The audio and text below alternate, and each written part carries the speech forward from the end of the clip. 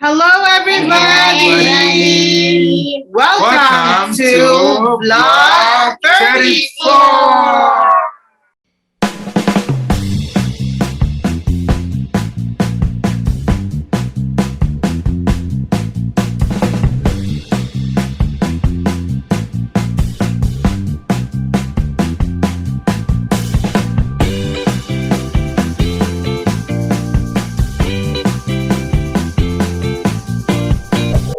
Today, we are going to talk about the importance of family time. Actually, the role of the family can have a significant impact on emotional and behavioral issues in children. So, a number of studies have recommended to spend time with children as the first step to raising happy and positive children who can make a beautiful contribution to society. The ultimate goal of every family time is to create an enabling environment for family members to have the edge and the desire to work together, train up the children together in unity, in love, and in understanding to bring the best in the family.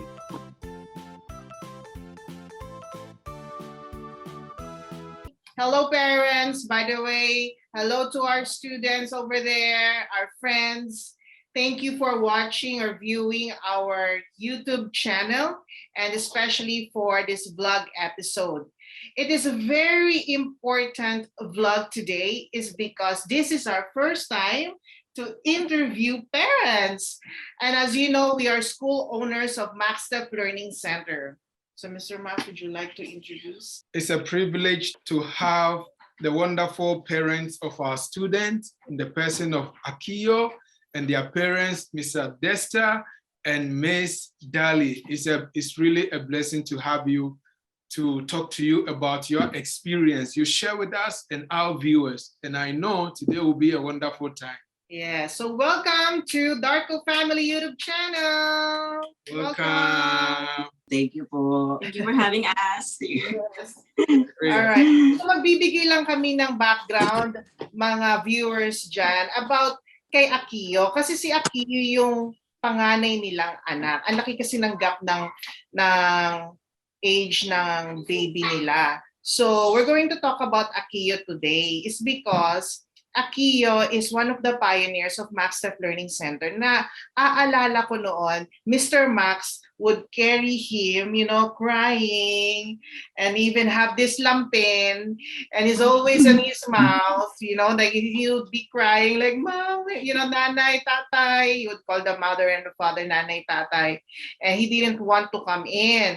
But as time went by, what happened? This is during before the pandemic, actually. Yeah, so absolutely, like as you just said. So today it will be amazing that Mr. Desta and Miss Dali will share their secret. Why, even in the first place, I'm so amazed about them. Actually, up to now, I don't know their secret. So today they will share their secret with us. How come? Because I've seen many parents, they just give up just one instant. When the child throws tantrum or cry, they cannot stand. But for them, I would like to know. So viewers, watch out. They will tell us their secret, why they were able, in spite of all the challenges, sometimes Akiyo will cry, throw tantrum, but still they insisted that this is where you belong. Yes, and that was before the pandemic. And we will also talk about during the pandemic, kasi more of online learning. So karamihan sa mga bata, hindi naman nila talaga ito yung talagang naging karanasan nila nung nag-aaral sila. So parang yung shifting, medyo na iba na naman. So another adjustment sa mga bata. Naku, kailangan yung panoorin to kasi talagang mabibigyan kayo ng inspirasyon ng magulang na ito, si Mr. Dexter and Miss Dali, is because they're always with Akiyo. Sila yung talagang nag-i-encourage sa batang ito na wag bumigay kasi talagang umiiyak siya talaga kahit sa sa online. So ngayon tatalakayin natin ngayon kung paano ba natin bibigyan ng oras, so yung importansya sa ating pamilya lalo na sa ating mga anak. Okay, so Mr. Dexter and Miss Dali, would you let us know about how do you manage your time and the things that you experience with Akio, especially sending him to school nung bago mag-pandemic, tapos kayo na mismo yung nandiyan naggagabay sa kanya nung online learning na. Ayun, ang setup kasi namin here sa house, si Dali yung nagwo-work and then ako yung naiiwan dito sa bahay. Share ko lang, para sa akin kasi yung maiwan ka sa bahay, yung you take care of kids ng bata pa sila. For me, I take this as a blessing kasi not of all the parents is mayroong chance na para alagaan yung bata nila. Yung iba, nag-work, nag-abroad pa, so hindi na nakikita yung mga kids nila na lumalaki. So for me, I take this blessing sa kay God na yung setup namin is nag-work para sa amin. Kaya Aki naman, so nung pinuput namin siya sa Maxsteph, challenge kasi sa amin yun kasi yun nga, kala namin di namin kaya kasi si Dali na nagwo-work, di namin alam kasi kung wala kang budget, diba, hindi mo madadala. Pero alam ko si Lord, si God, God is our provider kasi. And I know God is really working on us. Kaya sige, sabi natin, i-drive natin siya sa Maxsteph para yung development ni Aki is makatulong. Before siya mag-school, so kailangan ma-prepare namin siya. And ayun, so na-challenge talaga kasi hindi madali para sa bata and sa parents kasi yung mga parents parang takot eh. Pero yun nga, kailangan namin mag-trust sa Maxsteph sa Learning Center na yun. Nagabayan nila si Aki. Nagabayan nila si Aki. And so far ito, okay naman siya kasi parent, hindi ka pwedeng ikaw yung unang mawala ng loob eh. Pati yung anak mo, also mapanghihinaan na. So kailangan sa parent mismo makita nung anak mo na kaya mo yan, tiwala ka lang, lakas mo yung loob mo. Yun, yung mga ganun, papakita mo lang sa anak na wala kang dapat ipangamba, wala kang dapat ikatakot. Ayun. Wow, very powerful. How about you, Miss Dali? Do you want to say something? When we enrolled Aki sa Maxsteph before this pandemic, okay lang kasi I'm working from home. So our setup is that si tatay ang nag-a-assist kay Aki online. And then ako naman sa second child namin. So that's our setup. And then also, as you don't know, I'm a working mom. So everything sa house talaga si Dexter ang gumagawa. So even in cooking and sa pag-wash ng dishes and sa paglalaba. So si Dexter talaga lahat yun. And I'm so lucky kasi nagagampanan ni Dexter lahat ang pagiging house husband. And it's rare, di ba? Super rare talaga makahanap ng gano'n. Yes. Yeah, and I'm so thankful kasi I'm working at Taguig eh. So sobrang layo and 3 hours ang biyahe before pre-pandemic. And it's lucky rin na nagkaroon ng work from home so I can assist Aki also sometimes. Wow, it's wonderful. Makaka-relate kami kasi nung nasa abroad din kami, as in ganyan ang setup namin. Ako yung nag-work, tapos shifting ulit. Si Mr. Max naman yung siya yung nag-aan ng household chores, tapos pagbalik ko ako naman. So para talagang kayo, nasa abroad din kayo, pero nasa Pilipinas lang din naman kayo. So kaya nga sabi ko, nakaka-relate din kami sa inyo. Kasi kahit ngayon na nandito kami sa Pilipinas, wala din naman kaming yaya. So talagang, it's a teamwork, right? And it's so nice to hear from you because you married with the right person, vice versa with Mr. Dexter and Miss Dali. So dahil sa sinabi mong yan na may baby ka, nako, alam ko ang mga nanay dyan, mukhang curious sila. Paano mo na handle yung sarili mo? How are you after giving birth? Kasi yung mga ibang mami, sabi nila, mas energetic sila nung hindi pa sila nagbubuntis. So, pero nung nagbuntis sila tapos nanganak, parang nag-iba na daw yung mismong, parang nafe-feel nila or parang sabihin natin na may anxiety na, may depression or yung postpartum. So, can you share something para naman ma-inspire yung mga mommies dyan? Yes, when I had Akio, my firstborn, no, akala ko yun yung mahirap na part. Pero when now I am a new mom of two, mas mahirap pa pala.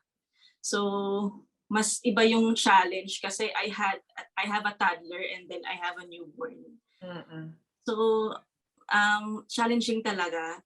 And there was one time na I experienced what they call postpartum depression. No? When I gave birth to my second child. So there was one day na I was crying because I don't have enough milk supply for my child.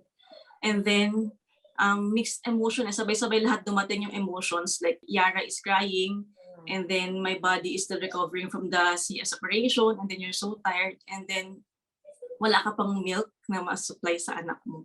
So parang pumasok sa self ko na parang bakit yung ibang moms walang effort sa kanila magpa-breastfeed. Ako pinaghandaan ko because that was my problem before with Akio also. So on my second child, we prepared for it, we researched, and then same pa rin yung output. What I learned na lang and what I put into my heart is that dito sa situation natin, no, walang ibibigay si God sa atin na hindi natin kaya. So it's really important also na you have your strongest support system with you. And for me, that's my husband who's been there for me all the time at my back. He never left, and he encouraged me to be strong. Ayun. Wow. Grabe. Yeah. Grabe. You see, Mr. Mas is learning Tagalog from you. Very powerful yung mga sinabi ninyo, sa totoo lang. Kasi talagang yung situation na yan, hindi natin alam, may mga pamilya pala na pareho lang din pala ng napapagdaanan katulad ninyo. Kasi natatandaan ko noon, when we were starting in the Philippines, we needed a nanny. We got a nanny, and then sometime we had to stop, and so many things going on. But at the end of the day, as what you said, you need to have a support system, like especially coming from your husband. Kasi kayo lang naman ang nasa bahay, di ba? Lalo na pandemic, no, di ba? Kasagsagan ng pandemic. So, Mr. Max, what can you say to also our viewers? Like, I think Mr. Dexter and you have similar characters that you are very patient. I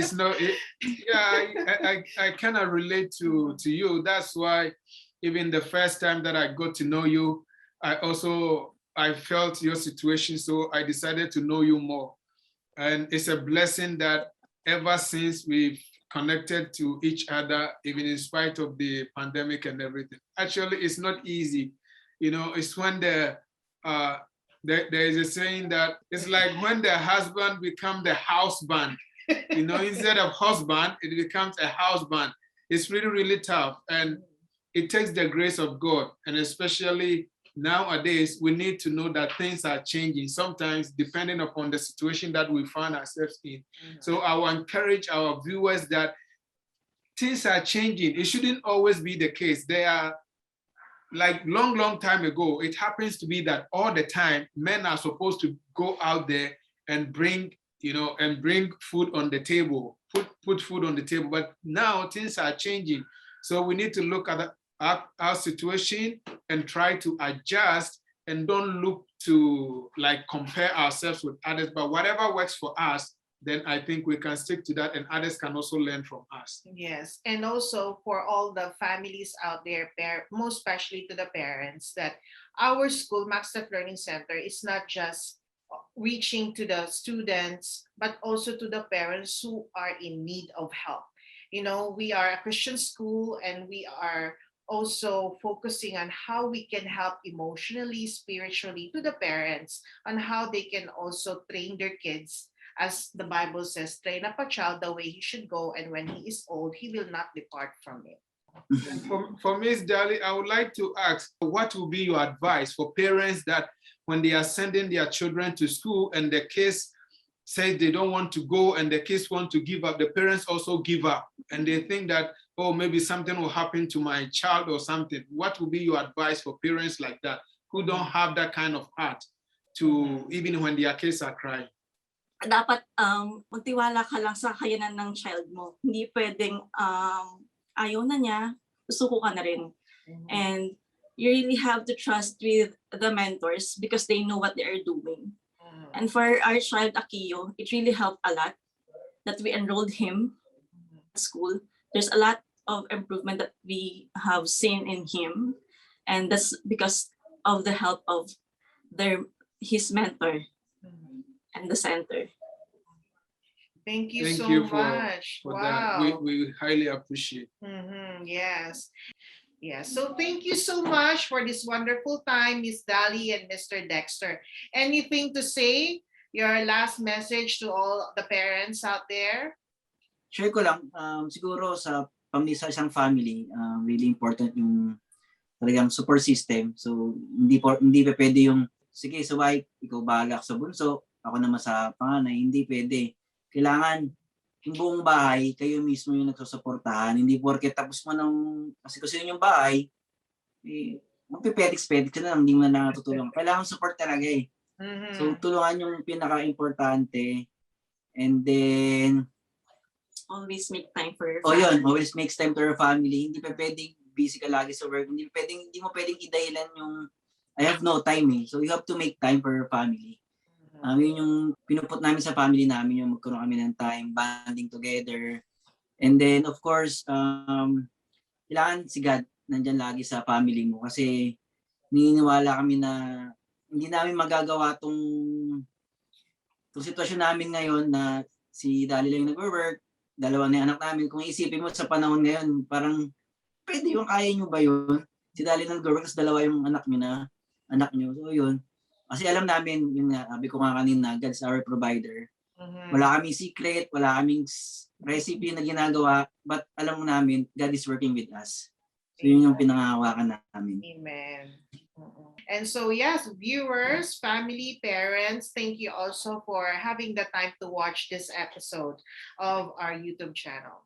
Yes. Anything else you want to say? Yes, I hope you learn at least one or two from this interview that you can put it into practice. And also don't forget to also share your ideas or the techniques, strategies that are working for you in your home. We are more than willing to check the comment and learn from you as well. So see you in the next episode. Yes, time is gold. Have time with your family. You can never look back. You can never go back. Bye-bye. Thank you. Bye. Thank you.